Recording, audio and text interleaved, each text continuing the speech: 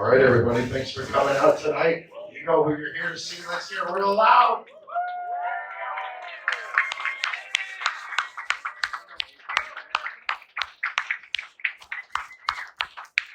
Just a couple rules. If we see you with your phone, we're going to have to ask you to leave.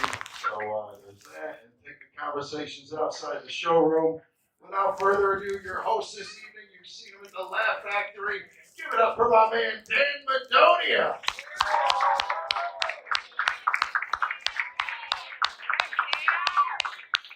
Hey, everybody. How we doing, Poughkeepsie? Good. Glad to see you guys. My name is Dan Madonia, like he said. I am an adult. But this is in front of you, in case you couldn't tell, I am a grown-ass man. That's it. I don't need anybody's help to move the couches if I want to make a fort.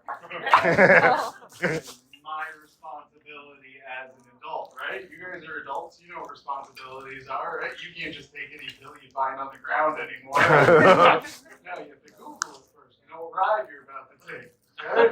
This is what happens if it's a Benadryl. Then you've lost your entire day, right? Everybody here has had a Benadryl before, right? They should just change their slogan. It should be because you can't have allergies if you're in a fucking coma. Right? I've been smoking weed this whole time. Who knew all I needed was an antihistamine? Thanks, Pfizer. That's my dealer's name. In case any of you guys need to hook up. I do drugs, as you can tell from my face. It's gotten to an interesting point. It's actually gotten to the point where I have to follow myself on Twitter just so I know to hit the next report. The other night, I wrote an entire Facebook status in the username section of the login page. And that was weird because then it asked me if I was a robot, and I was like, oh, fuck. Am I a robot? I gotta prove I'm not a robot. They're like, prove you're not a robot. Find all the pictures of the crosswalk. Prove you're not a robot. Find all the pictures of a traffic light. Prove you're not a robot. Find all the pictures of a bicycle. These are the things that robots can't identify. That doesn't give me a lot of faith in automatic driving vehicles. You think you were trying to identify a robot, you'd be like, show me compassion. No. I do mushrooms. I'm good at mushrooms. I am because I look like this.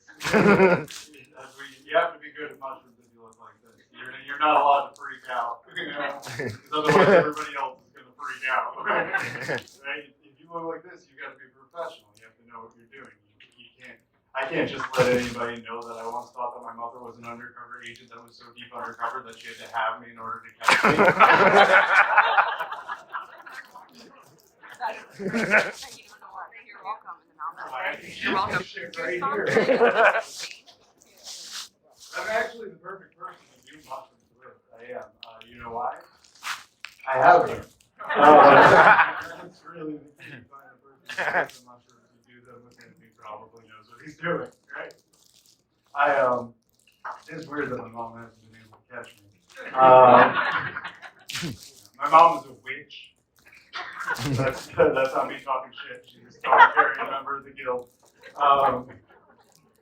It was all growing up. My mom all the time would be like, anything you want in this life, anything you want in this world, you can manifest it. Anything you want, you can manifest it. And then I'd have to look at her and be like, well, why are we renting?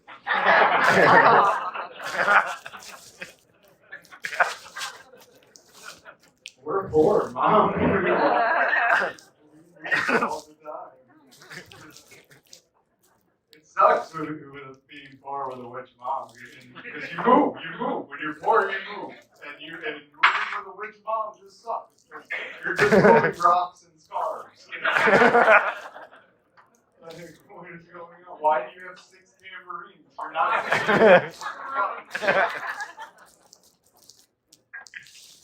My mom was here every day. My mom was actually in the adult entertainment business, which is a crazy thing to have to deal with. A lot of people have trouble coming to grips with the fact that their parents have even had sex once. Yeah, I had to come to grips with that. That's how my toys were paid for. Oh. Yeah, that'll make you think twice before asking for shit for Christmas. You know what? Maybe I don't need a bike. My legs work just fine. My mom wasn't your everyday type porn star either. My mom was actually a dominatrix. Yeah, which sucks if you're a bad kid. My friends would get the belt or the spoon. I went to Vietnam. You know how hard it is to have a safe word with your own mother? It was grandma. She's not a porn star anymore. She's actually a truck driver now, which is a natural progression if you think about it. Oh, God. Yeah, she got out of receiving and now she's in shipping.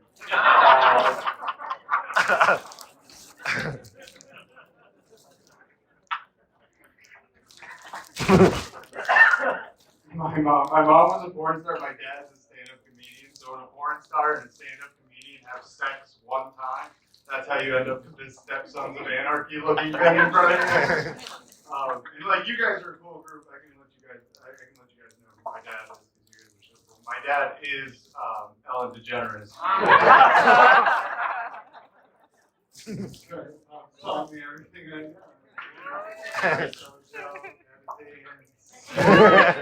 How to eat a pussy. Yeah. Everything you wish your dad had taught you. Right? You don't need to know how to throw a football if you already know how to eat a pussy. Anybody does that shit. All right, guys, that's my guy.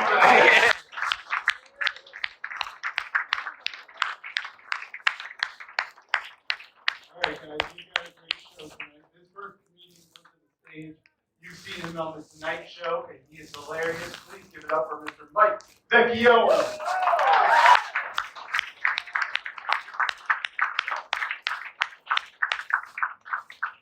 Thanks, guys. Keep it going for Dan one more time. How about for Dan?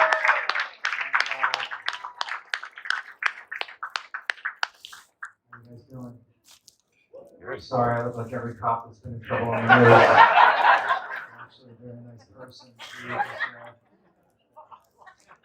I actually got a fresh haircut for the show. I said to the barber, go somewhere between New Jersey wedding DJ and the Department of Homeland Security. I think he nailed it because I want you to be entertained, but I want you to feel safe.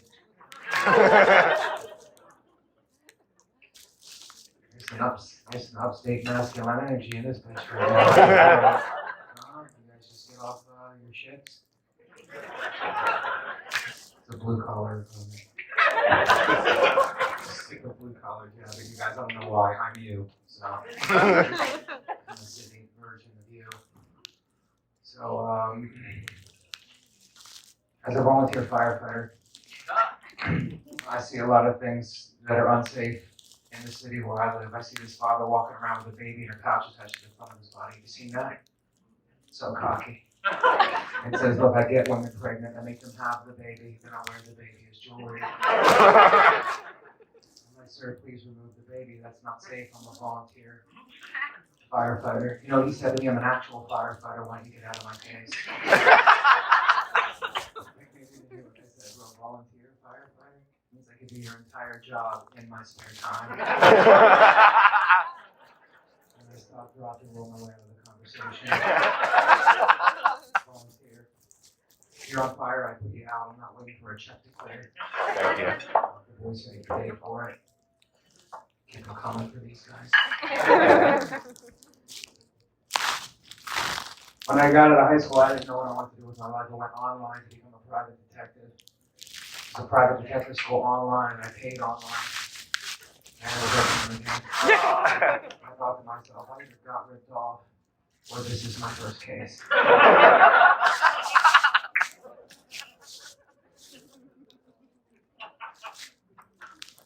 My wife. Getting married soon. Thank you. There's a guy that's divorced.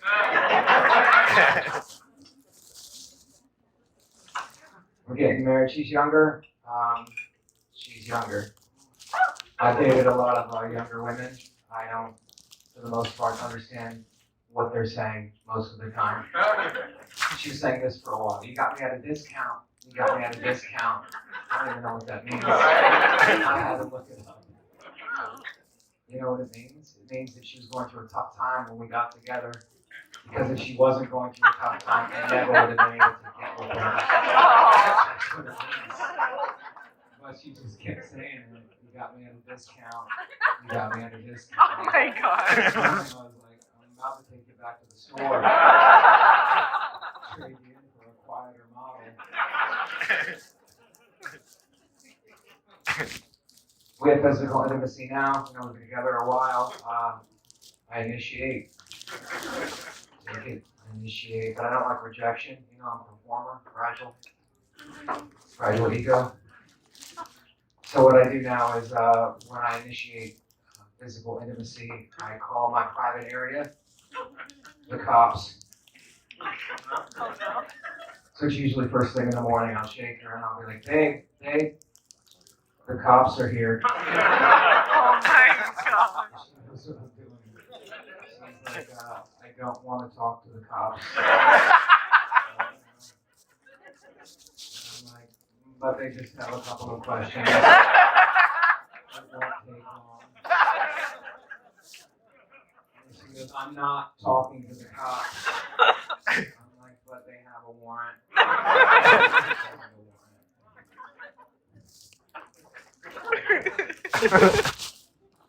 I've been flying a lot, and I find that the further you get from first class, the worse you've done in your life.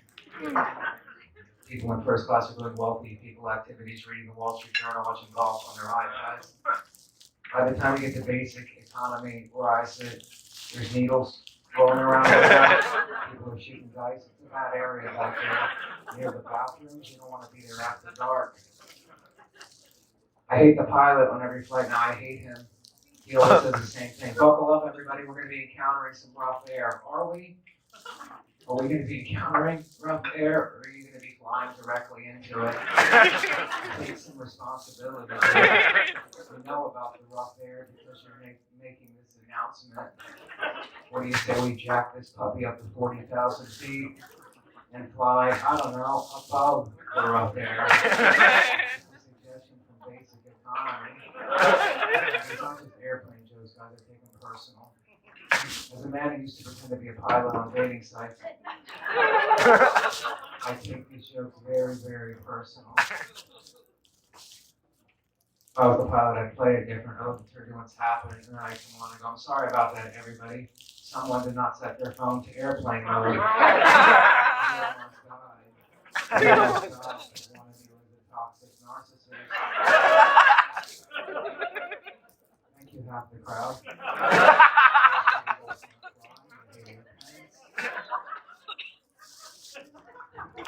I was the pilot, I let the turbulence happen, and then I come on and go, I'm sorry about that, everybody. Full transparency, I fell asleep for 10 minutes. I kicked it over to the co-pilot, but he's got really bad ADHD. We've been following a bird for the past half hour. This guy doesn't get it. He shouldn't be up here. Sorry, I have a lot of foul jokes. Lily's going to be out soon, but you're forced to watch me first. Sorry. Sorry about this jacket. I pretend to be a veteran to work flights early. That's how I honor them. I'm pretty well on this side of the room. I want to be a little supportive on this side of the room at all, in any way, shape, or form. The guy with the red shirt knows yeah. You know what it's like to back a loser?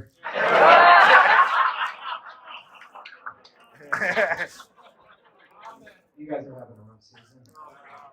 It's okay, though. It's okay. I think Aaron Rodgers is going to bring you out of it. Oh, yeah. Yeah.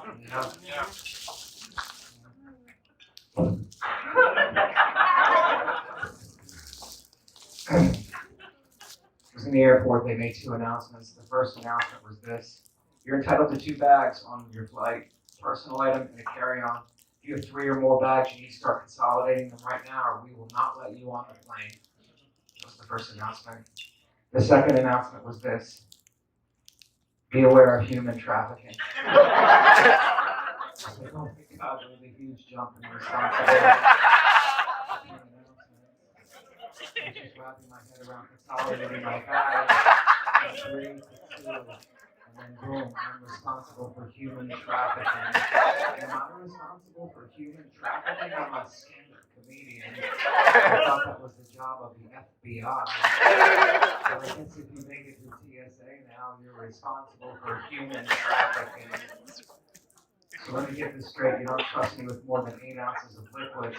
You're trusting me to stop human trafficking. I have to leave a full shampoo in every town that I go to. But you want me to stop human trafficking. But what is human trafficking? I asked myself. The answer is I don't know. But using my elementary school context clues, I would say it's smuggling a person. And I don't know how you would do that if you have to consolidate 3 bags into 2 bags. There's a live human being in one of those. It seems like it would work itself out mathematically.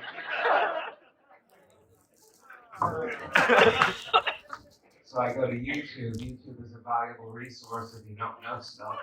And I punch in human trafficking, and a video comes up of a man and a woman talking to each other in harsh tones. So I was on the lookout, and I saw it. Right in front of me at the airport, a man and a woman talking to each other in harsh tones, just like on the video. I thought to myself, this is either human trafficking or every relationship I've ever seen at the airport. So I confront a little bit of a hero, vaccinated, and I go, excuse me, is this human trafficking? Are you a cop? And I go, I'll ask the questions, pal, okay? That's something a cop would say. I'm not a cop, but I'm an actor. And I played a lot of cops. That's something a cop would say. He said, it's not human trafficking. We're reading a script. I produce all the Law and Order SVUs in New York.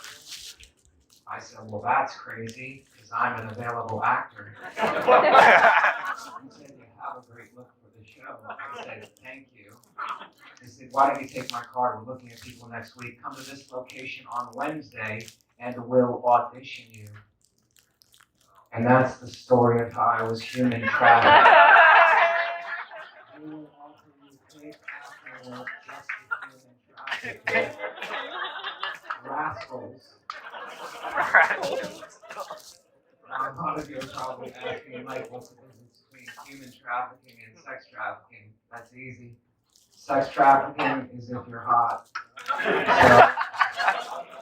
if you're like, Mike, we're in a human trafficking, I'd be like, are you sure it's not sex trafficking? What if I lost 10 pounds? Would it be sex trafficking? I'm just trying to raise a little bit of awareness. If you're not laughing, I'm raising awareness.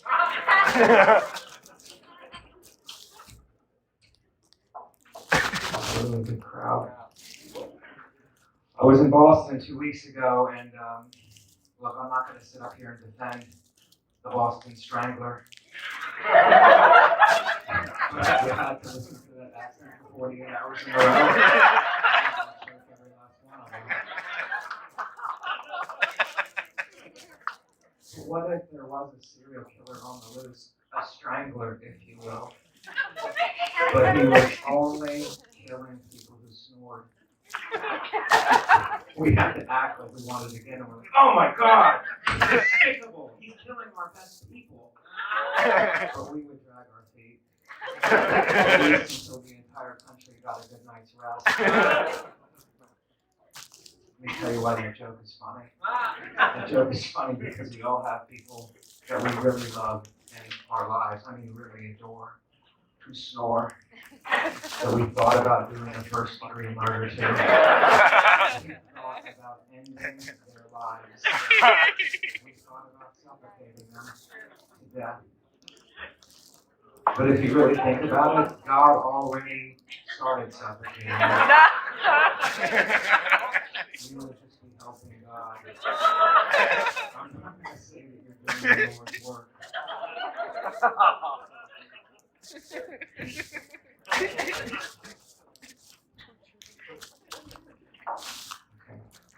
Okay, 2 minutes. You guys mind if I look up some new stuff? I was on the road and I finished the show and a woman came up to me. She said, "Your name is Mike Vecchio?" That's my name. "Your name is Mike Vecchio?" I go, "Yes." And she goes, "I know a Del Vecchio." I'm like, they're different names.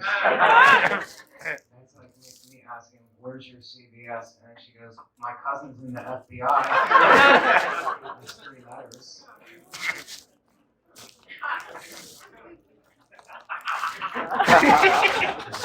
That's doing better. That's doing better than what you guys give credit for. I'm still reeling from the Mike Tyson versus Jake Paul fight. I think my takeaway was, this is how we should be treating the elderly. We've been coddling them for too long. Maybe we should be beating the shit out of them. I mean, my mom's 84, and sometimes she gets lazy, you know. "Mike, where's my word search?" She does a woman a big word search. And I'm like, "I don't know, lady. How's your jab? Let's see your jab. I want to see if you have anything left." These are jokes. Anyway, I think Jake Paul is a pioneer. Fighting the elderly. I think he should fight Biden next. Maybe that's Judy. And then Pope Francis, I think. He's had a chip on his shoulder for a little while. He has 1 lung. So, you guys are so kind. This is miles from where I started. I started as the lead singer of a Christian rock band called Leprosy. Band fell apart after the 2nd album.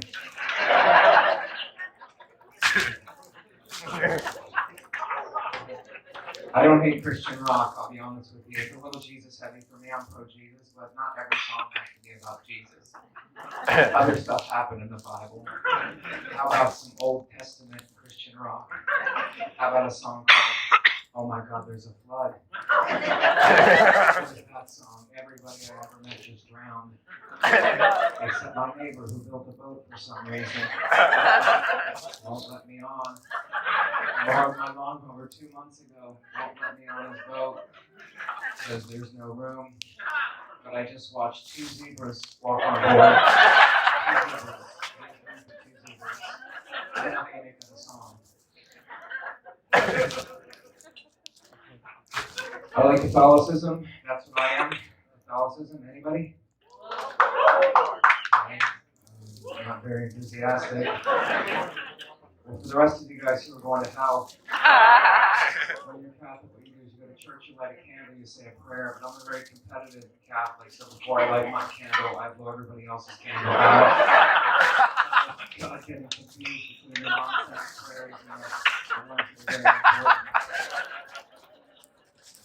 very important. I like the organization of Catholicism. You criticize us for a lot, but I love it. There's God, and then below him, Jesus. And then to the left, the Holy Spirit, and then to the right, the Virgin Mary, woman for diversity. And then you have the saints. And what the saints do is they answer your nonsense prayers. Your little prayers that should never make it to God or Jesus. God is handling, floods and disaster, world wars, genocide. That's what God is doing. He doesn't need to help you find your car keys. That's what the real thing is for. And that's your car keys. If you pray to God, you're probably going to get hit by a bus, or something bad is going to happen to you because you're going out of process. If you did that at work, you'd be fired. So, chain of command. You have to go sing Anthony. Just hear me out a little bit, because a lot of you atheists are bailing on this joke. So think about it from St. Anthony's perspective. A lot of these saints were martyrs. They were threatened. The Romans at the time were like, denounce your God or we're going to torture you and kill you. And the saints were like, no, go for it. And they beheaded them. And then they would go up to heaven and be like, I stood up for you. And Jesus was like, thank you for your loyalty. You're going to be finding people's car keys now.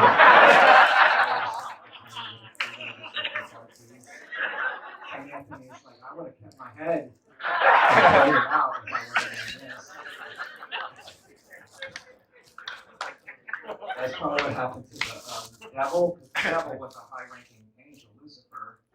He was God's right-hand man. And one day Jesus was like, "You're gonna find people's car keys." And Lucifer was like, "I think I'm just gonna start my own thing." It's gonna be a little different than this.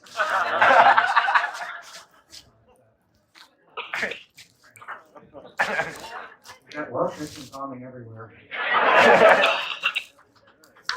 That works. I'm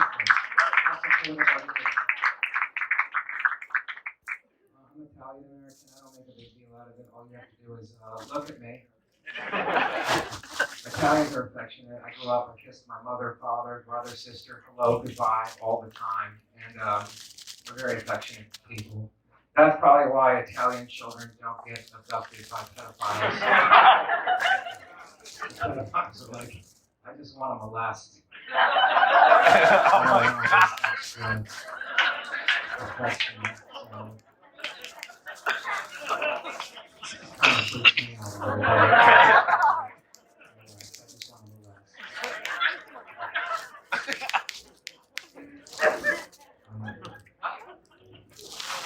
Jared from Subway molested, and now he's in jail. Subways are still open. I think that's a testament to their resilience. At Subway restaurants, even though their guy molested, they're still open.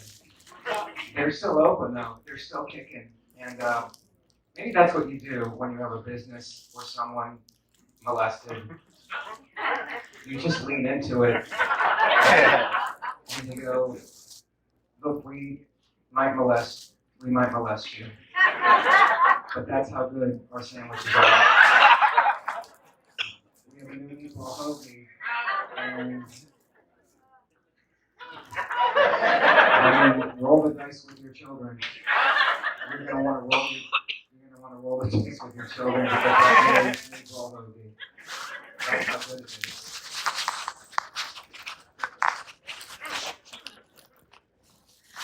I'm getting married now, and I'm in my 50s, my first marriage.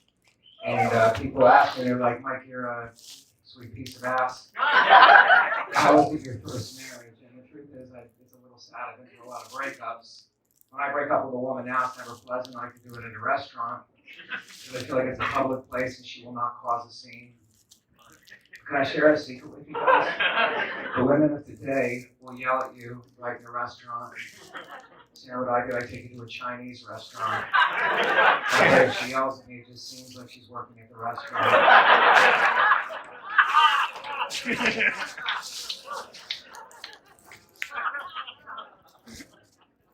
Chinese people are great. No one works harder than Chinese people. Think about how hard Chinese people work in this country. Are you thinking about it? Okay, those people got kicked out of China for being lazy. That's how hard Chinese people work. The other problem I have is too much fighting, you know? When I was with a girl, I would be like, it's too much fighting, we gotta break up. One girl was like, why? I said, too much fighting. I'm already fighting the world. I can't fight the world and then come home and fight you. I have no time to rest. It's like being in a boxing match, you're punching your opponent's punching you, but then the bell rings and you go back to your corner, but then your trainer starts punching you. You thought you were looking at a ring girl for too long.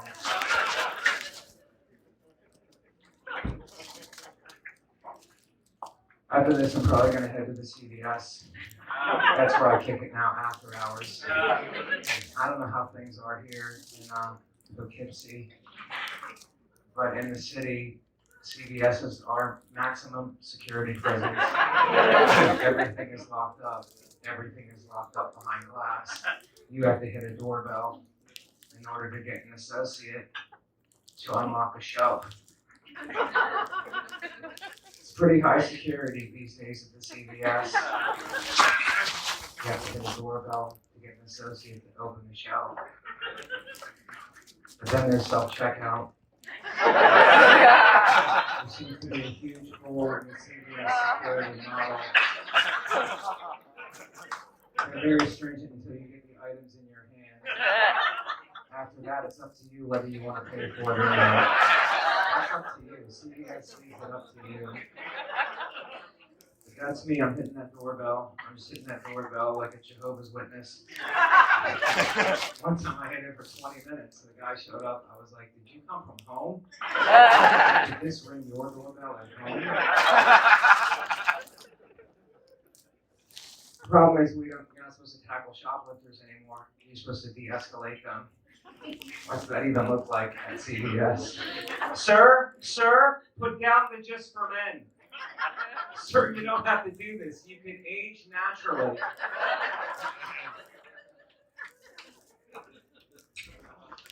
I'm hitting that doorbell to get a bottle of fish oil. I'm in my 50s. I need omega-3s. Better fish oil than baby oil, right? He did. Anyway, in the doorbell, an associate comes, unlocks the shelf. I reach for it. It's the last bottle of fish oil. I reach for it. Another man over 50 comes over the top. He reaches for it. We're both clasping it. How do you solve that? How do you settle it? Pickleball, exactly. Two aging whites grabbing at the same bottle of fish oil. That's a pickleball match. That's pickleball where I come from. Let me explain something to you upstate folk. Pickleball was invented by whites. When the whites get pushed out of a mainstream sport like tennis by black people and other ethnics, we do not leave easily. We invent a new sport, almost exactly the same, with slightly different rules, so we can once again become champions.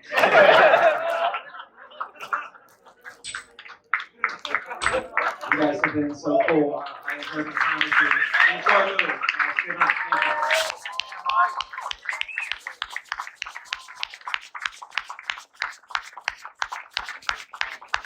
Thank you.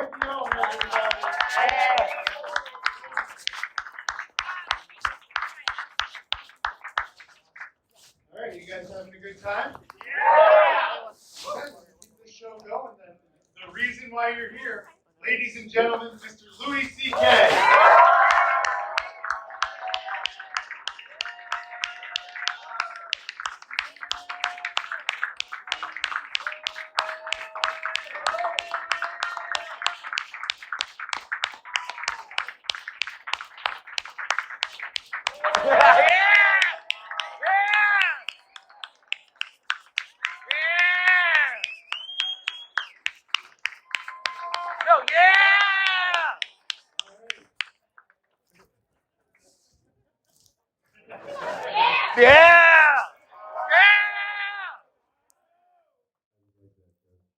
I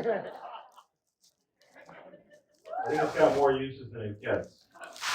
You know, moments you could just punctuate with that. You know, we find the defendant guilty.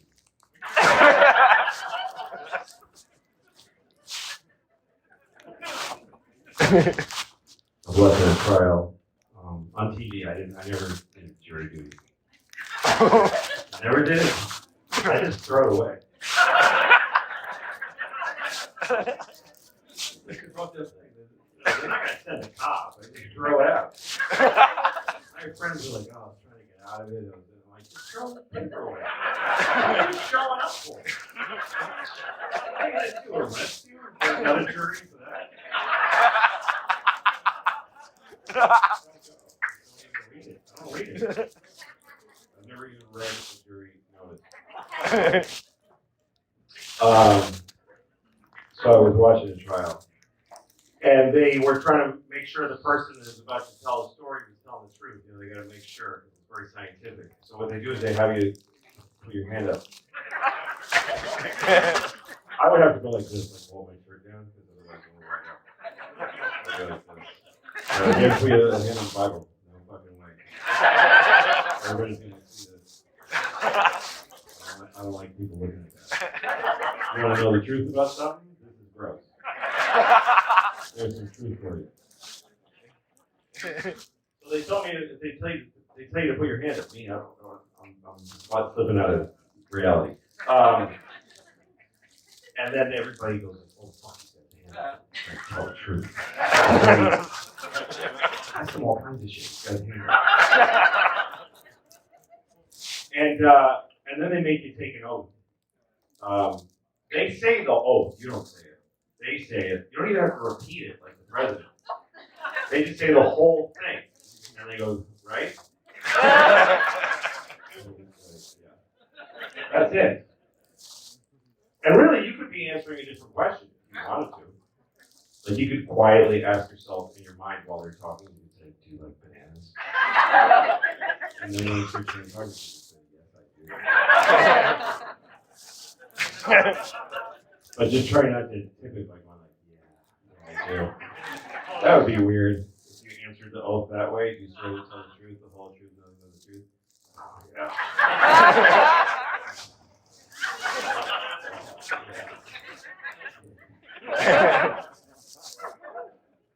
It's weird that those three parts. You swear to tell the truth. It's the only one you need. It's 2 more levels. The whole truth. Come on now. Let's try that one. But then what's this one? And nothing but the truth. So, yeah, don't fucking dizzy me, okay? Don't feel chatty Cathy up there. You know, they don't want you to be like, "I saw him and he had a gun. And also, I'm just tired today. I don't know. Like, I slept, but I feel like I didn't. I don't know what to do." Anyway, here we are. You're here. And I'm here. It's 2 of us. It's not a really. We're not. You guys aren't a you. You know what I mean? You're all separate people, and I am too. But in a way, it's me and you. Like me against you. It's me versus you. How many people by plus are alone? Of one person alone. Okay. I am too. I'm alone too. I'm alone too. It was a really shitty day today. And I liked it. I don't like when you're outside and people say, "It's a beautiful day." I'm like, shut up. What does that mean? Oh, it's a beautiful day. Yeah, but it's light out. Like, it is daytime. 9/11 was a beautiful day. It was. And if you were a bird or a squirrel, you could stay beautiful.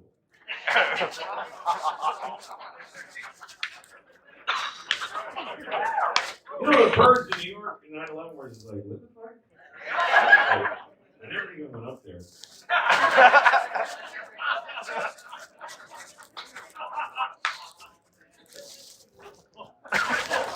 I like better weather like today. I like a shit day. I like a cold, wet day because I like the way people act in bad weather. Cold, bad weather. You walk around like this. Ooh. I like people like that. Summer people is like, I hate them. They walk around. In New York, women with their yoga mat, and they're like, "Yeah, you do yoga and you're cranky?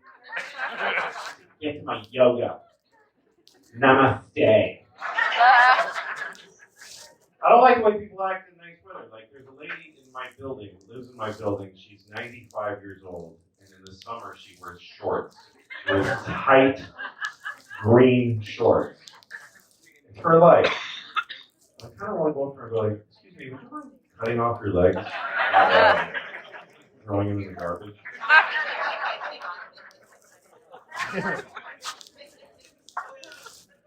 Anyway, if you want a beautiful day, you have to leave New York. It's not a beautiful. What's beautiful? What is it? A sunlight on a building? That's not beautiful. I've lived in New York 25 years. I saw one bee so far. 3 months ago, I saw one bee in New York. And it was dead. What kind of city is that? Somebody shot a bee. I like going out into the woods. I like being out in the country. You ever go really far out in the country? You know, like you look at your phone and there's only one bar, and it's a gay bar.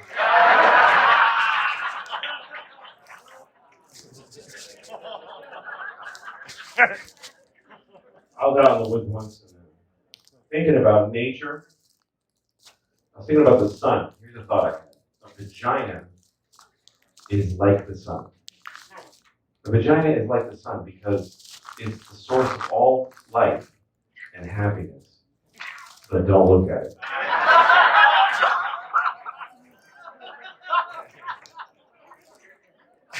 Don't. Seriously. You'll regret it for a long time.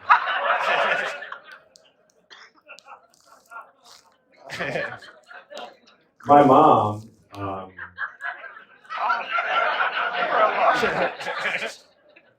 changing the subject. My mom had a really disgusting vagina.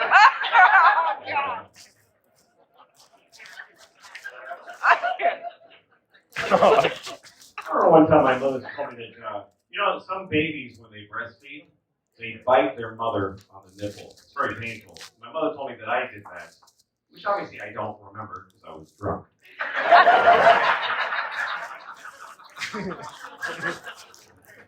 I mean, obviously I don't breastfeed from my mother now because we had her cremated.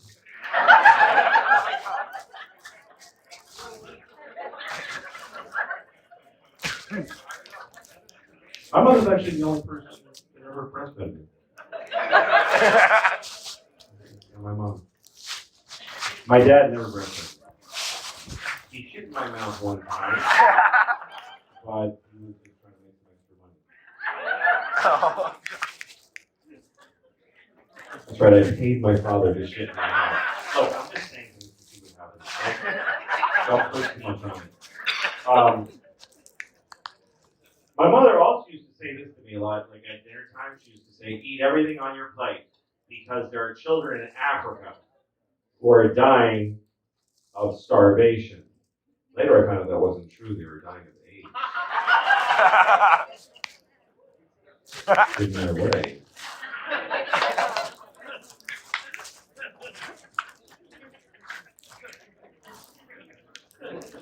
I actually got an AIDS test today. I did. I haven't had sex in years. I just wanted some good news. It turns out I got AIDS.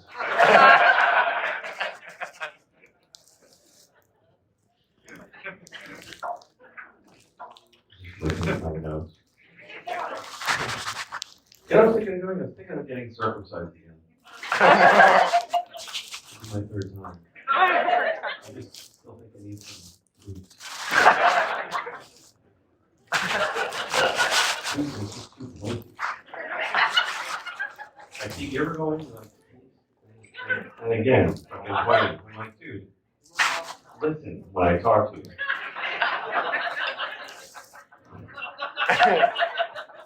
Hey, when you guys take a shit, let me just ask you.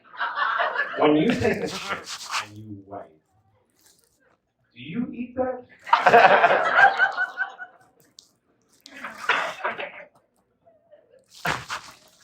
What if Israel bombed Germany now? And everybody would be like, oh, fuck. Like Israel, like everybody hates us anyway. Let's pick a fight we want to fight.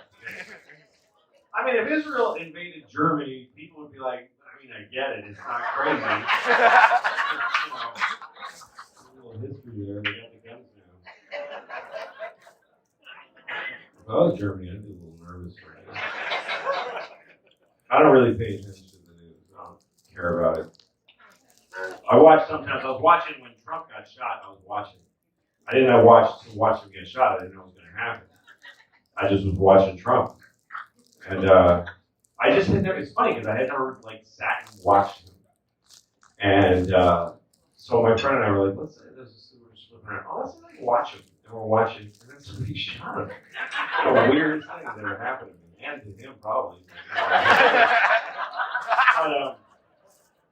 and I was thinking about the kid who did it. That kid, he had a plan. He was going to go to the rally, shoot Trump, and kill him. But instead, he got shot, and he died. I mean, really, from his point of view, that could not have gone worse. But I thought it was interesting because Trump used to like to say that he could shoot someone and get away with it. Remember that? He used to like, this was the quote, he used to say, I could shoot someone in the middle of Fifth Avenue and I wouldn't lose a single vote. I mean, arguably, you might lose that one vote. But, arguably for me.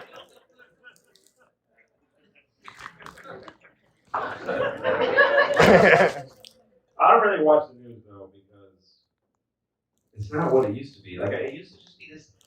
When I was a young fella, we used to watch the news, and it was just a thing that you didn't enjoy it. You just did. Should we watch the news? Yeah, let's watch it. And you'd sit there, and the guy would come on, and he'd just be sitting there looking, and he'd say, "Jay,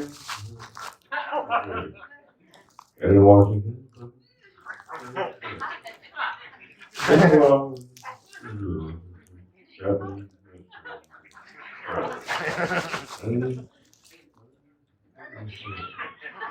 And then he'd finish, and the camera would kind of ease away, and he'd just go like this. And then you go, all right, well, that was the news. But it's not like that now. Now it's somebody who's like all like done up, and they're looking right at you, and they're going like, do you know what happened today? This is crazy. Like, do you get what's going on? It's so weird. What is this? And they're very careful how they talk now. I was listening to this one woman, and she said this. She was like, let's take a look to see what happened with the Latino vote. What happened to you just now?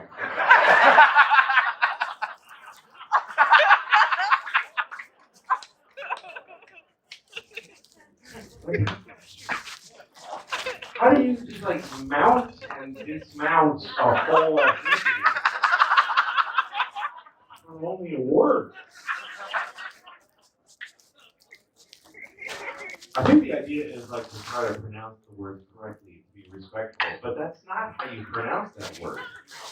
You know how you pronounce that word? Latino. That's how it's pronounced. It's not a word in the Spanish language. It's a white word that we use to say, oh, look, there's a Latino. It's not respectful to do like a cheap Mexican accent when you're pointing out, oh, look, there comes a Mexican. How is that? We're going to imitate you what we made you. If you have a gay friend and you say, hey, guess who's coming? Jeffrey's coming. And we all do that. But that's not the news lady's job.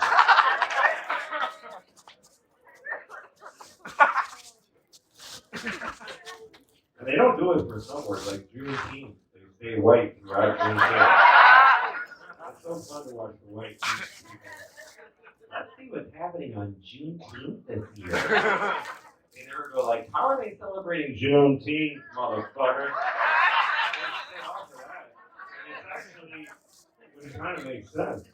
Because it's like a word that was made up. And by black people in a black way. Juneteenth. I'm supposed to say Juneteenth. It's Juneteenth.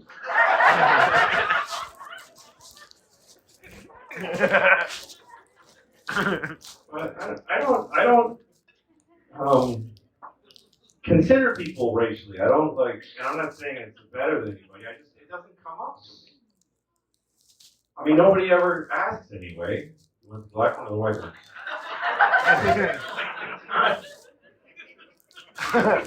You know, there's some like versions of that still around. Like I have a friend who's black, and when he dates white women, his black women friends get angry because he's dating a white woman. That never happens in the reverse. You never hear a white woman going, "I can't believe you're dating a black girl." That's like fucked up. Like, what about us? It happens to me when I date women younger than me. My friends who are my age that are women are like, "You piece of shit." I'm like, come on. Look at you. Oh, they're beautiful.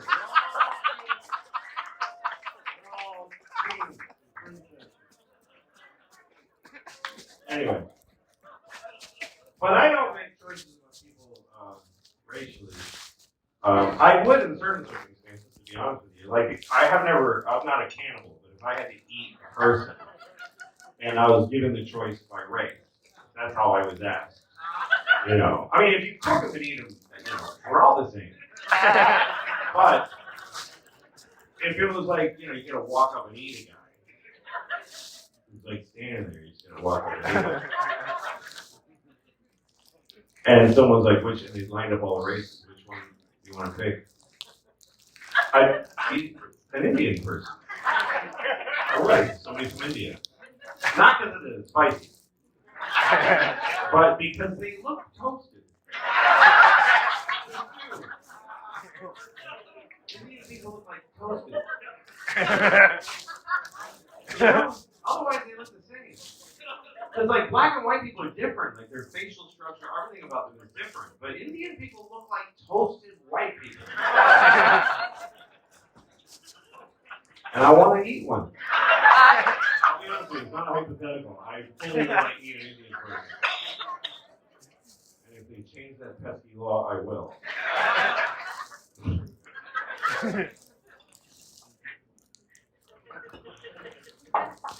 I had a dinner party the other night, and a friend of mine brought a baguette. Brought a big, long French baguette. I was like, there is no way that's going to fit in my asshole.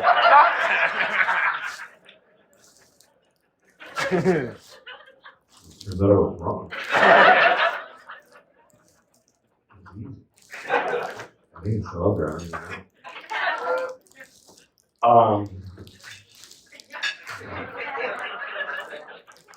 I hate having a dinner party. You ever decide to have a dinner party? You ever go like, I'm going to have a dinner party. And you invite 10 people over text, and they all say yes. And you're like, oh, this is the worst. Why did I do that to myself? Why did I destroy my week? Then they start calling you, what should I bring? Just don't come.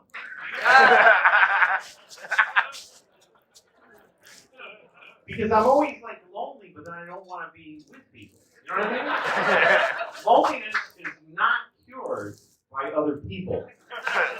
It's cured by, suicide, whatever, but you ever get so lonely that you check your spam folder? Maybe somebody got knocked over there somehow? Maybe a spam folder, maybe somebody in there. And you start opening those. Well, maybe this company wants to really talk. I'm sorry, new jokes. I saw a friend of mine in the street, and I hadn't seen him in 2 years. And he's walking towards me. He was on his phone looking down, and he got this close. And I just decided, fuck it. I just let him go. I never know. I never know. I just didn't feel like it. I feel awkward in life sometimes, you know? I went to a restaurant the other night, and the lady's like, we don't have any tables. And I said, you know who I am? And she said, yes. Oh, okay.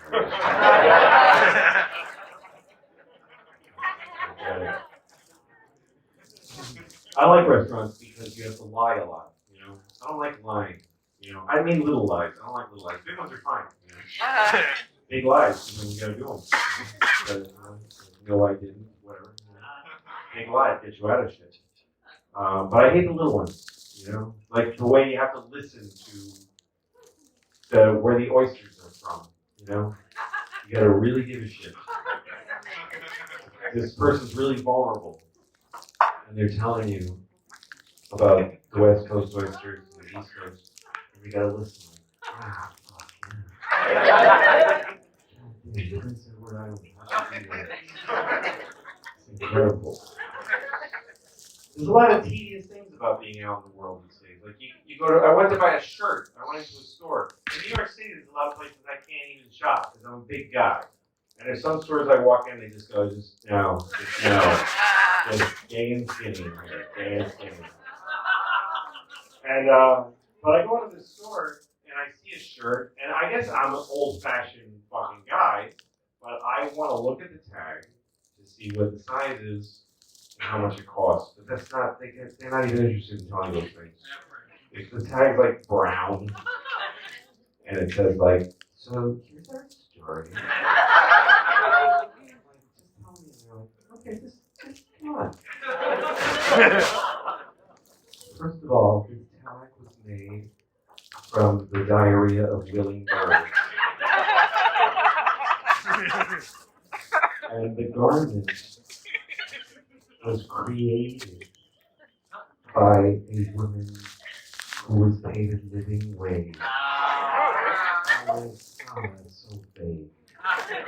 You know, like when you go to a farmer's market and there's a little booth with soap wrapped in brown paper and twine, and somebody, you see some fucking sucker who came over thinking they could just buy a bar of soap, and now they're trapped listening to the story of the soap, and they're going like, so it's from Peru, and there's a village that we send a team to observe the life of the village first, and then they make the oils, which are brought here to a woman-owned establishment where we all apologize.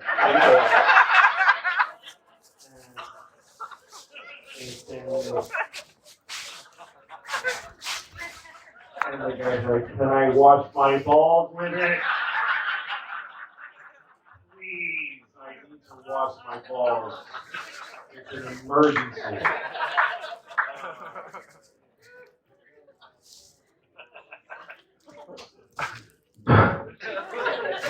You know, like you're going to a movie theater and you're sitting in the middle of a long aisle on each side, and you're in the middle, and sure enough, middle of the movie, you're like, I gotta pee. So you get up and you're like,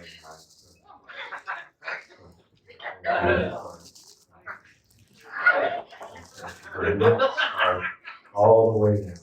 Then you go pee, and then you come back.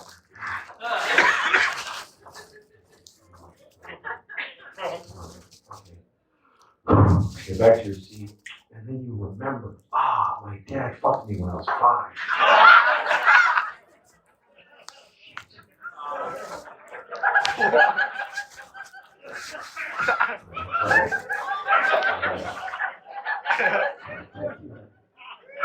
I can get some help.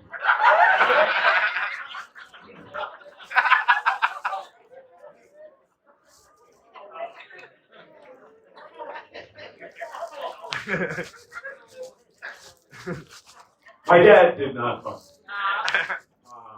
I kind of wish he had, so I'd have a real reason to dislike him. I don't like him. My dad's living in a home, which is kind of like a joke name for where he is. Hey, dude, somebody keeps talking a little talky. Somebody right around there.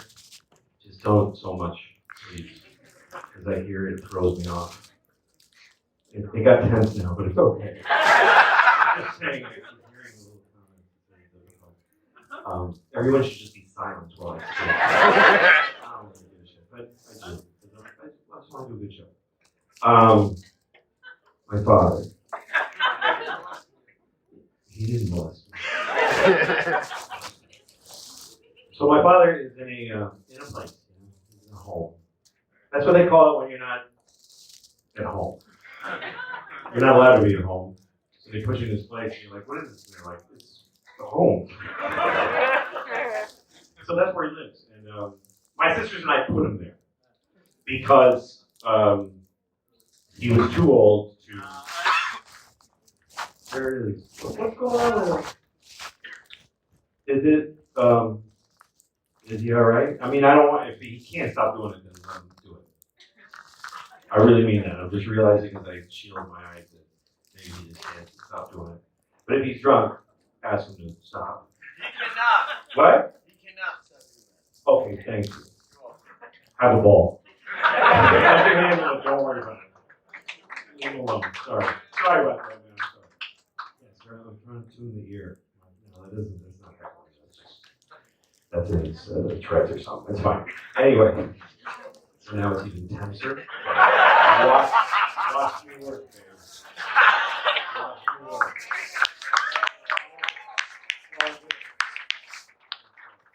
Sometimes you get out, flying out, and then slowly. Everybody enjoying themselves. Like that. All right, good. It'll be good for my brain.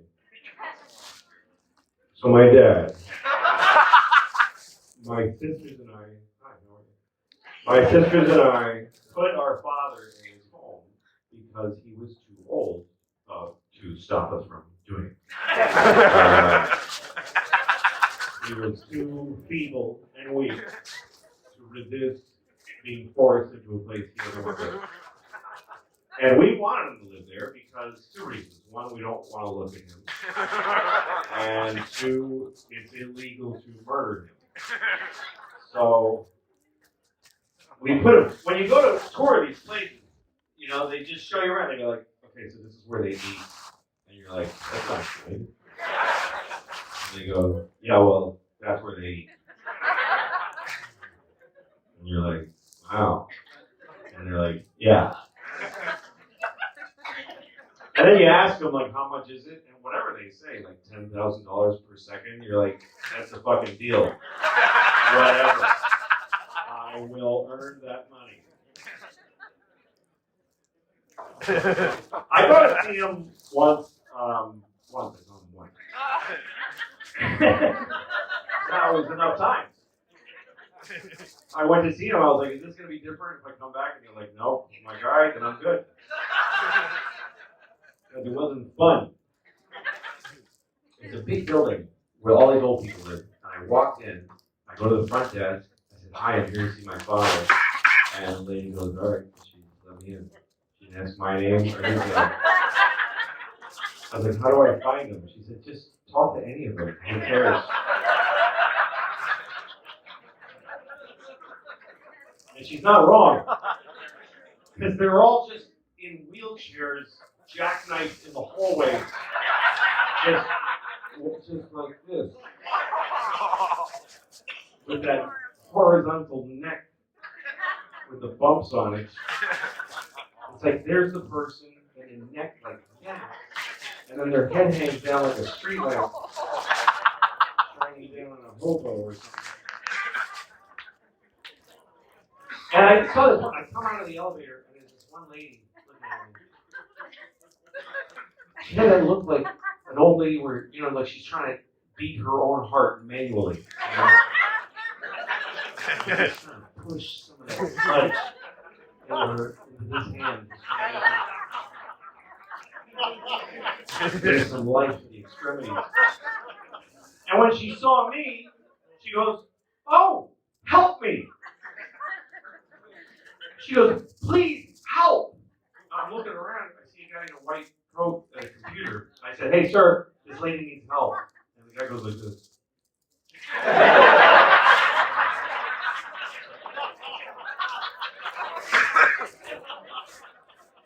Oh, go around her. All right, good. Thank you. That's what I wanted to do. Permission to neglect. So I go in and I finally find my dad's room, and my dad is in a wheelchair like this, looking fucking crabby. And my dad is a weird guy. He's Mexican. He's from Mexico, and he talks like this. He says, like one time he said to me, "You must leave this room at once." That's how he talks. Because he thinks he's like from Spain. I'm like, Dad, you're fucking Mexican. And he's like, leave this room at once. So I walk in and here's my dad. He's been kind of fading, you know. So I was like, hey, Dad. And he says, you bear some resemblance to my son. And I said, uh-huh. And he said, are you from the maintenance department? And I said, yep. I'm from maintenance. And we need to take that wheelchair from you for a bit.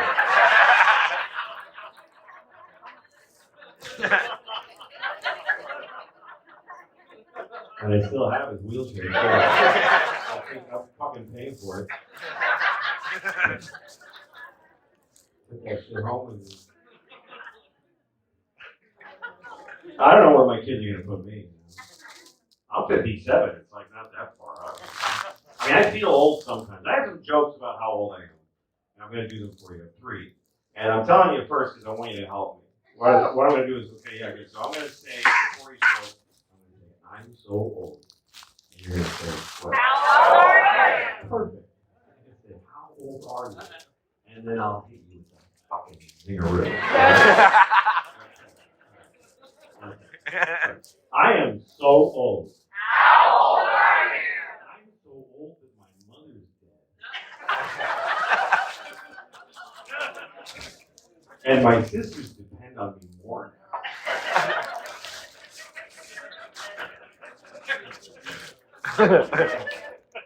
I am so old. How old are you? I'm so old that my friends and I are drifting apart. And my fat friends are dead. I am so old. How old are you? I'm so old that I live in the present for the first time. Because there's too much of the past and not enough of the future.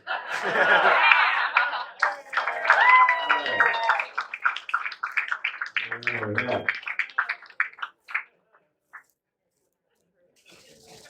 I had another way of like figuring out how, like, because what your age means depends on, like, I was talking to this kid who's 11. I know this kid who's 11. I know his parents too.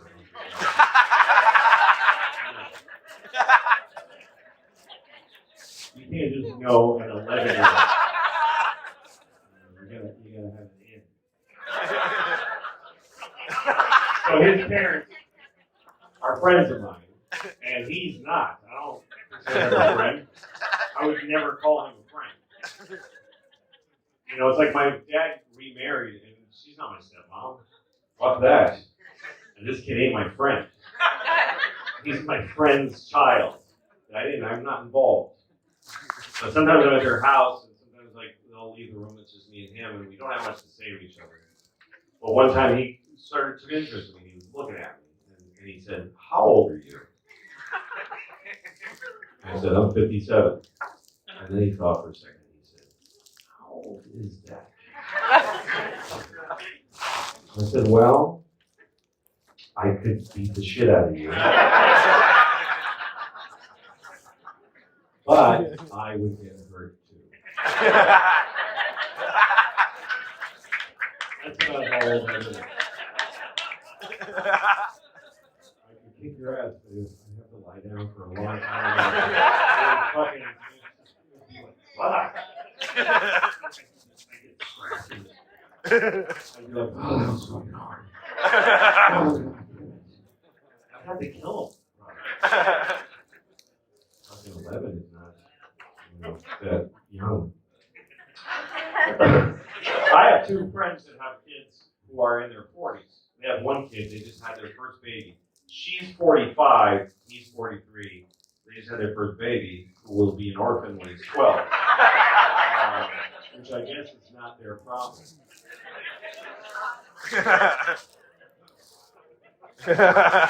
They had to, I remember when they were trying to get pregnant, because they had to go to science, they had to go to big doctors, because they shouldn't have done it.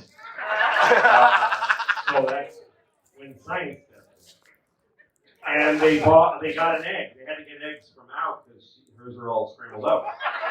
I mean, she's 45. Got rotten eggs. They left them out of the fridge for 45 years. So they bought an egg. And one egg costs $20,000.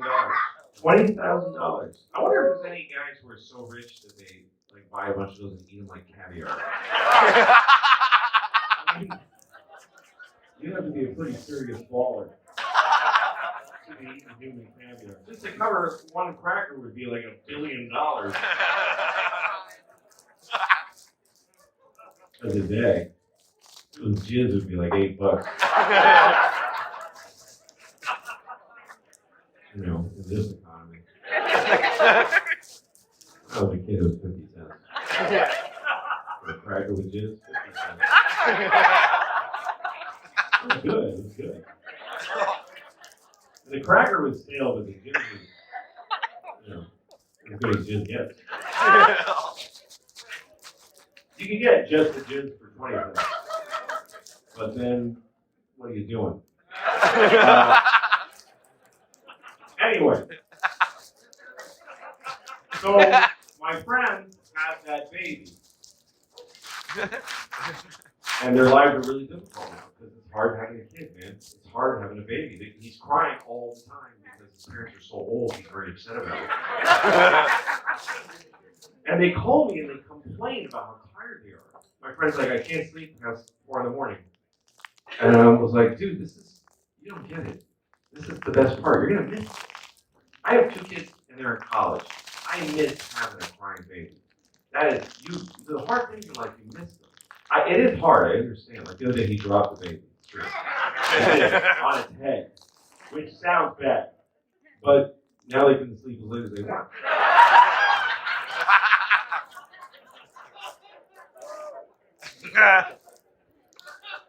Because the baby's dead. I don't know if you guys know. So they get to sleep. No, they still have it. I mean, it's dead, but they still get it. Because it's awesome. I'll just throw it out when it's out. What I'm trying to say is that you should appreciate your life. That's what I'm trying to say. You should appreciate your life. You know, like sometimes life is difficult, and then it gets better. Then it gets difficult again, and it stays like that till you're dead. You should appreciate it. It's like that Buddhist parable. You know that Buddhist parable? It goes like this. There's a Buddhist master who lives in Buddha, I don't know. And there's a baby born in the village that he lives in, and the parents of the baby celebrate. And they say, our baby will have a long and wonderful life. And the Buddhist master says, we'll see. Some years go by, the baby has an accident, and his leg is injured, and he can't walk right. And his parents say, well, now he'll have a difficult life. And the Buddhist master says, we'll see. And then there's a war, and the army comes to the village and says, all able-bodied boys must come and fight, but they don't take the kid because of his leg. And his parents say, well, now he'll live a long, beautiful life. And the Buddhist master says, we'll see. And then the kid's uncle gets drunk one night, and he lights the house on fire. And he kills the kid, and he rips his head off, and throws it into the river. And the Buddhist master says, fucking hard.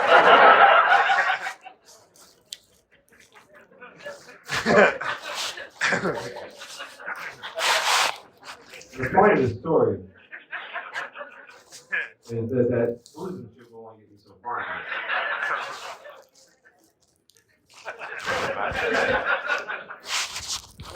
But yeah, my kids are growing up, and I don't know what to do. What's the fucking point now? You know, like I was watching. I was watching TV, and there was an ad, and it was a guy looking just like me. I was looking in the mirror. He's sitting on a couch, and he says, "I thought my life was over, but I was so wrong." I was like, "What happened?" And they zoom out, and there's this black teenage kid sitting next to him, and they look happy together, and it says, "Adopt a teen." They mean to say a black teen, but they're like, "Adopt, teen."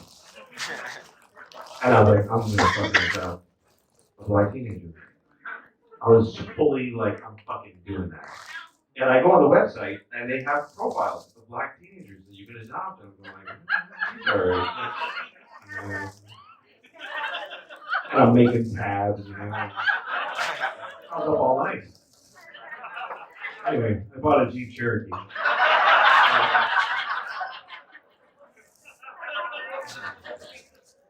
got a black one. They're it's a little faster.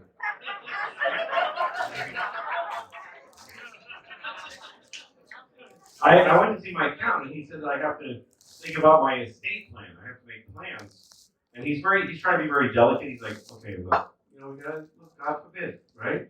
God forbid something happens to you. What do you want your money to go to? I said, just my kids. He goes, like both of them equal? I'm like, no, what are you trying to start some shit? Give the pretty one more. And they say, okay, well, God forbid. Your kids die. What if they die?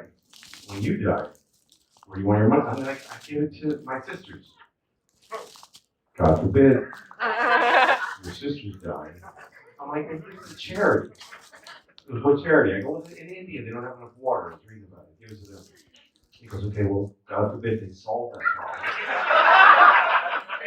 I'm like, dude, I don't have the imagination to go down this road any further. I guess if we get to that, you can have it. Oh, thank you. I guess if I die, he's going to kill my family and bring a jug of water to India.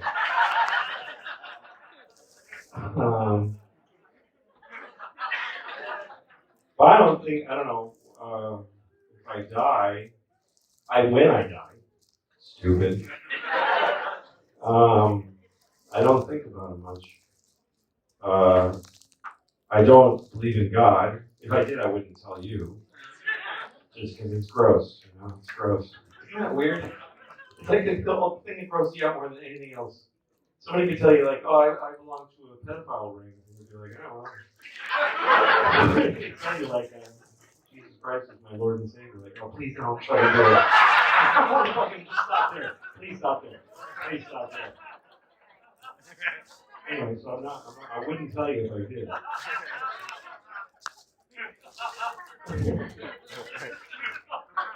I don't believe like in like the stories in religion, like hell and heaven. Like what if you went to hell? What if you died and you're in hell and you're like, oh fuck, it's all real. It's all real. And I'm one of these. And the people in hell are like, don't worry, this is the only place. You're not left out. Because everyone goes to hell. Or but what if it was like a punishment for your life? And wouldn't you wonder what you did? Like what exactly was the thing you did? Like you want to go to the front desk and be like, hey, listen, am I here because I fucked my sister's boyfriend and girlfriend and her brother? And the guy's like, what? Like, never mind, just look me up. What did I do? And they're like, oh, well, it says here you said shit when you were 9. But, wow. I was way off. I mean, you try to like let society tell you how to act, but shit changes. When I was a young man, whatever you did with your life, the only thing that mattered, regardless of your career or your chosen field, was that nobody thinks you're gay. That was like the only goal of a man's life. And now, that's a useless skill set.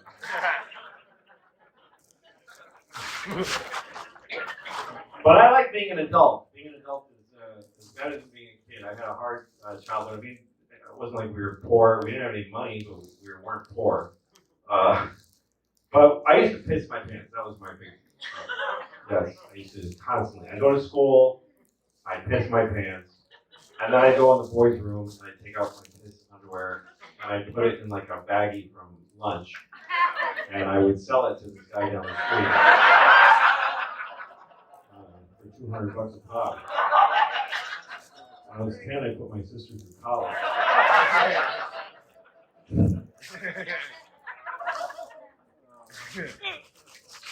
But really, nobody wants to be a pedophile. Even pedophiles don't want to be that. But men want to get as close as they can. That's the weird thing. Like, people don't really want to be good. They want to be as bad as possible without going to prison or hell. Like, they just want to get, like, how can I just, like, Barely Legal magazine. This is an incredible part of our society. Barely Legal magazine is not, it's not a underground magazine. It's mainstream. You can get it at an airport. I've seen it in airports. Who has those balls to be at an airport at 11 a.m.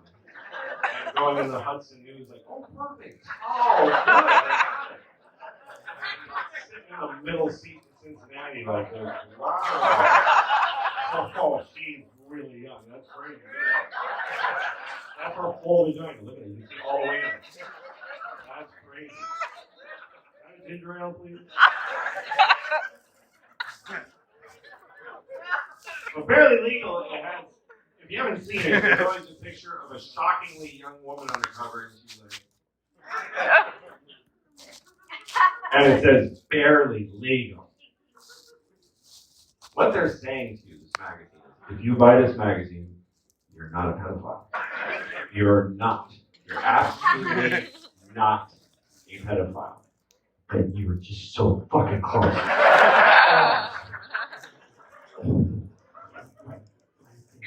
Right